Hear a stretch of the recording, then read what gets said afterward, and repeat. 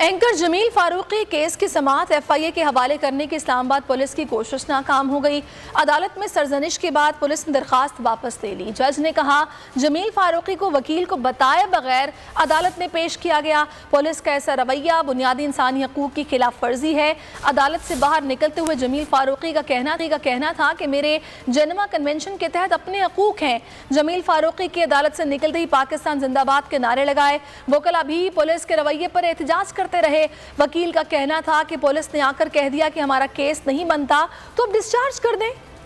Anchor Jameel Farooqui case की समाअत, police को शर्मिंदगी उठाना पड़ी। एंकर को FIA के हवाले करने की कोशिश नाकाम हो गई। अदालत में सरजनिश के बाद पुलिस ने दरख्वास्त वापस ले ली। जज ने कहा कि जमील फारूकी के वकील को बताए बगैर अदालत में पेश किया गया। पुलिस का ऐसा रवैया बुनियादी इंसानी हकूक की खिलाफ वर्जी है। अदालत ने पुलिस को मुस्तकबिल में मोहतात रहने की हिदायत कर दी। यकीनी बनाया जाए कि तहकीकात के दौरान बुनियादी इंसानी हकूक की खिलाफ वर्जी न हो। जमील फारूकी को दोबारा पुलिस के हवाले कर दिया गया। अदालत से बाहर निकलते हुए गुफ्तगू में जमील फारूकी ने पाकिस्तान जिंदाबाद के नारे लगाए। कहा कि मेरी जिनेवा कन्वेंशन के तहत अपने हकूक हैं, कोई मेरा बयान नहीं बदलवा सकता। बोल न्यूज से गुफ्तगू में उनके वकला का कहना था कि जमील फारूकी को अचानक अदालत में पेश करना अफसोसनाक है। उनका कहना था कि कोर्ट से दरख्वास्त की थी कि पुलिस ने आकर कह दिया कि हमारा केस नहीं बनता। इसके बाद जमील फारूकी को रिहा कर दिया जाए। वकला का कहना है कि इस्लामाबाद पुलिस जमील फारूकी को कल दोबारा अदालत के सामने पेश करेगी।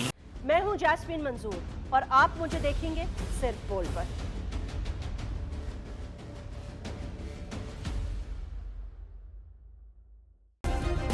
सब्सक्राइब करें और बेल दबाएं ताकि कोई खबर रह न जाए।